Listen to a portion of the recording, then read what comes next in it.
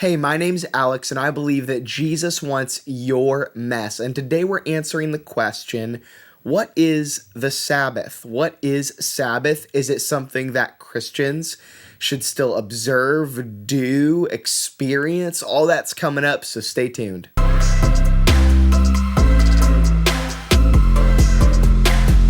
I want to divide this conversation up into two questions.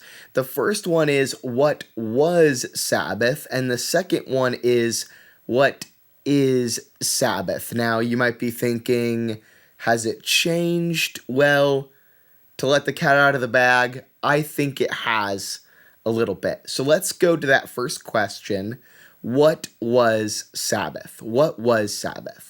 If we go back to the very beginning of the Bible, and therefore back to the beginning of time, in the book of Exodus, the second book in what we call the Old Testament, we see some instructions from God to his chosen people, the Israelites. And so God had appointed a man named Moses to lead his chosen people. And this was part of the law that was given to them. They were to obey this law so that they could have right standing with God and so that they could live this life of abundance and blessing he had prepared for them. And here's what it says in Exodus 28 through 10. Remember to observe the Sabbath day and keep it holy. So here we learn that Sabbath specifically was tied to a day, at least back then, but I'm getting ahead of myself. It goes on. You have 6 days each week for ordinary work, but the seventh day is a Sabbath day of rest dedicated to the Lord your God. On that day, no one in your household may do any work. That includes you, your sons and daughters, your male and female servants, your livestock, and any foreigners living among you. So if we go back to the very, very, very beginning, we see that God is actually referencing what he did when he created the world. He created everything in 6 days. He worked for 6 days. And then it says on the seventh, he rested. Now, God didn't need to take a nap or sleep. He's infinitely powerful after all. But what he was doing is he was laying before us an example to follow. So here he says, just as I did this, you're to do this, people of Israel. You need to work for 6 days. You need to labor, earn a living, contribute to society, all those sorts of things. But then on the seventh day, you are to stop working. And it wasn't just to sleep in, okay, or to not have to go and to labor, but it was also specifically a time to remember who God was. It was a dedicated time to focus on him, what he's done, what he will do, all that sort of thing. But now, if we fast forward to the New Testament and the New Covenant, we know that for those of us who believe in Jesus, we no longer have to uphold the Old Testament law in order to have right standing with God, in order to have an abundant, blessed life. That comes through putting our faith in Jesus. And so that's why in Colossians 2, 16 through 17, the apostle and church planter Paul writes this. So don't let anyone condemn you for what you eat or drink, or for not celebrating certain holy days, or new moon ceremonies, or watch this, Sabbaths.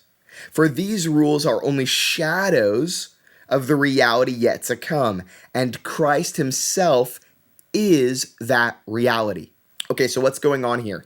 Essentially, what he's saying is that back in the day, as we just covered, the law, these rules, the Sabbath day, the festivals, Passover, all these things they would observe as the people of God were to point them to a new reality that was coming, a new day that was coming when they would no longer have to work and earn their salvation through, of course, faith, yes, but also the works of the law, but that they would actually be able to simply sit back and say, it's through Jesus alone, Christ alone that I'm saved, and now I can enter into grace, which is the unearned, undeserved favor of God.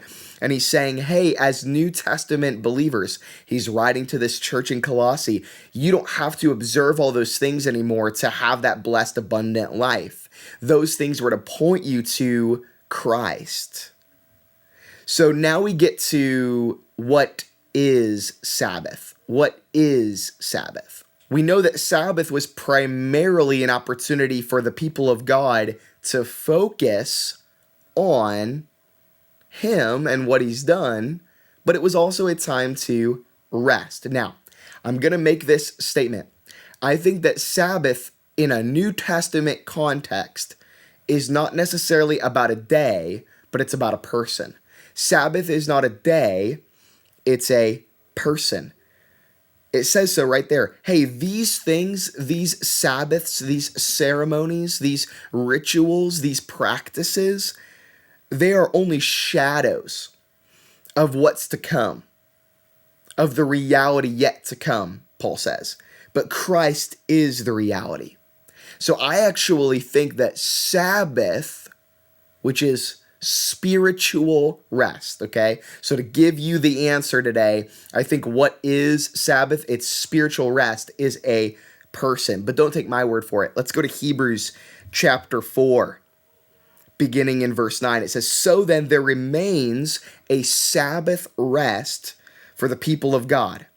For whoever has entered God's rest has also rested from his works, as God did from his." Now, of course, I could go in a lot deeper, but I'm trying to give a concise answer today. But here's what's going on here in Hebrews. This book of the New Testament is really designed to help us connect the old with the new, to help us connect the dots between all of the things we read in the first half of our Bibles to the things that we read and experience in the second half of our Bibles. And here the writer is saying, yes, the Sabbath was a time of spiritual rest for the people of God. But now that you're believers in Jesus, you're part of the people of God, even if you're not Israelites or Jews, because of what Jesus, again, has done on the cross. He says, but you enter this rest, okay, through Jesus. He says you enter this rest, you no longer have to work. That's the rest, right? The rest is you no longer have to work, uphold laws, okay? Do the right things for God to love you, okay?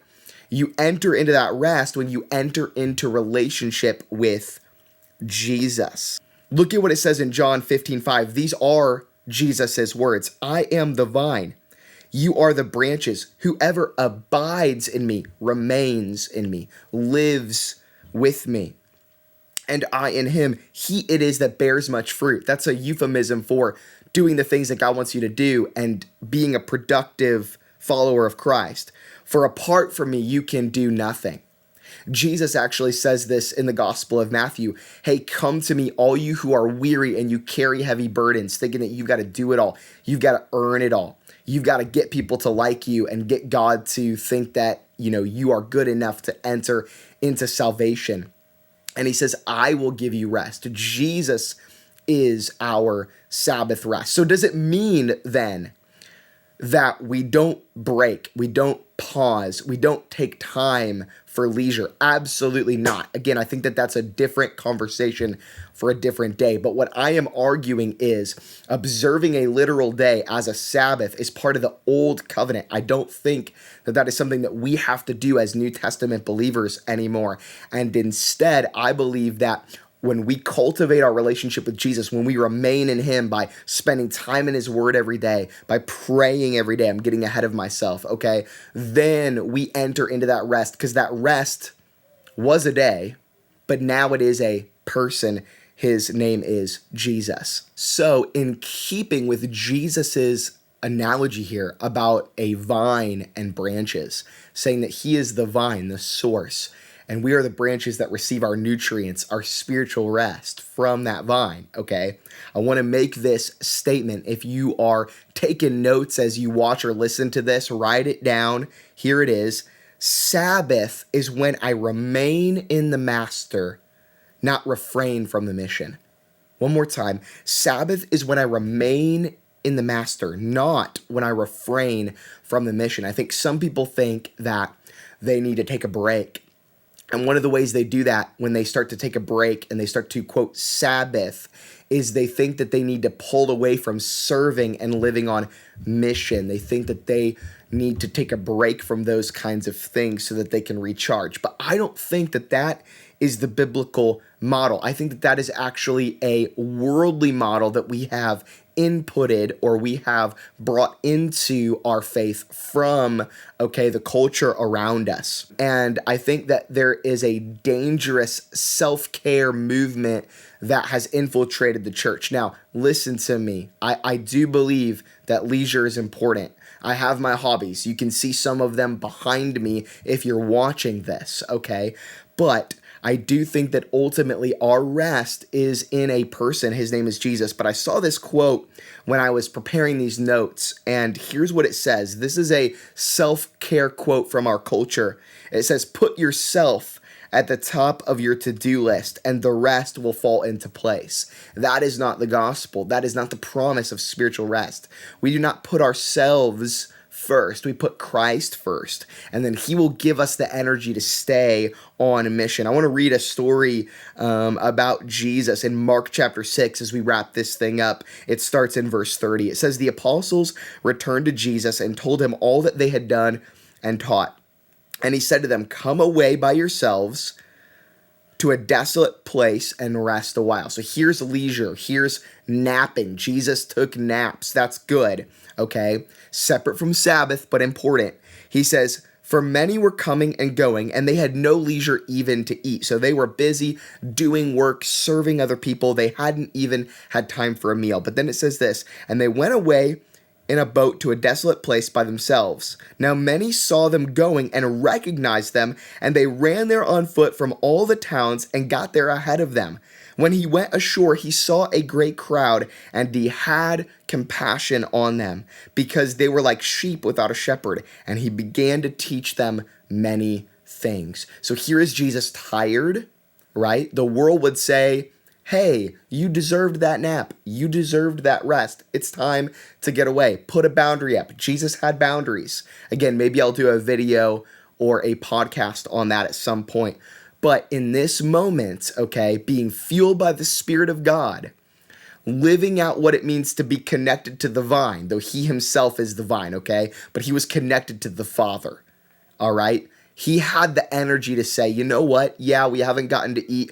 We haven't gotten to nap, but there is mission work to be done. And so because I'm remaining in the Father, I can do this. And so for us, our takeaway is if we remain in the Master, he will give us the energy to keep going, and then we won't refrain from the mission. I see so many people say, "Oh, I can't attend group, it's date night. You know, I can't attend my small group. That's the night of the week that we have date night." Date night's super important. It's great. But you know what? What I would say is if there are 7 nights in a week, all right, and date night is on the night of group, and you're saying my schedule is full and I've got to pick, what I would try to suggest to you is maybe there's another thing that needs to go in your schedule. It shouldn't be date night. That's important, all right? But maybe there's some other extracurricular that needs to go. All right. If you're trying to provide for your family and you're working hard, but you're not able to gather and plug into a local church community and serve regularly, you know what I would say? I would say it's time to look for a new job. I would say it's time to adjust your hours, even if it means taking the pay cut. Trust me, I've walked that before. I'm kind of walking that now at the time of this recording. All right. We've got to stay focused. It's not optional, okay? There are seasons when we're tired, I understand that, but refraining from the mission is not Sabbath, okay? Refraining from the mission is not Sabbath. Taking a literal day away is important. I do that for me as a pastor. It's Monday, that's family day, that's time with the Lord day, that's time to hang out, play video games, watch Disney movies, all that good stuff day. Okay, but ultimately, I know that Sabbath is not a ritual or a day anymore, but it's a person. And when I stay connected to Jesus, that's the answer. So I want to say it this way. If you remain, that's another word for abide, right? When Jesus says, if you abide in me, then he will sustain. One more time, if you stay, he will sustain. So what are some ways that we can stay? Every morning when you get up, get on the Bible app, read the verse of the day, and say, Lord, I need you. You're setting yourself up for success. You're not reading an entire book of the Bible or a chapter or journaling or anything fancy like that. You're just getting your eyes on the Word of God, all right? And then you're saying, I need you, Lord. You're staying connected, all right? When you're tired and you're burnt out, you pray, Jesus, I need you. Remain in the master. So again, to wrap up, to conclude, what was Sabbath? It was a literal day that the Israelites, God's chosen people, would observe. It was a time to break from work, where they would focus on God and each other, of course, too. All right, but what is Sabbath? Well, now in the New Testament, we know that that was just a foretaste, a shadow of the rest that we have in Jesus, that we don't have to work for our salvation anymore, that we don't have to earn God's favor and love, but it's given to us freely. And when we stay connected to Him, the vine, we get spiritual renewal and rest on a daily, hourly basis, okay? And do we do that by prayer, by getting in the Word, by reminding ourselves of who He says we are, by listening to worship music? Right now, I've got a new album, a new worship album that I've been listening to, and it's just encouraging me and helping me stay connected, because if you stay, He will sustain. Remember, Sabbath is when we remain in the Master, not when we refrain from the mission. So keep on keeping on, keep serving the Lord, even when it's hard. He will sustain you. That is Sabbath. All right? All right. Well, I hope that this video or podcast has encouraged you. If it has, please subscribe, like, all that good stuff. Go to my website. There you can join my email list. Hit the join button, and then you can stay up to date on all the things that I'm doing. If you want me to come speak at your church, camp, conference, that sort of thing, again, go to my website, alexmichaellee.com. I love teaching people the Bible and helping them remember that Jesus wants their mess. He loves them no matter what, and He wants to give them an abundant, better life. Thanks so much, and I'll catch you in the next one. Thanks.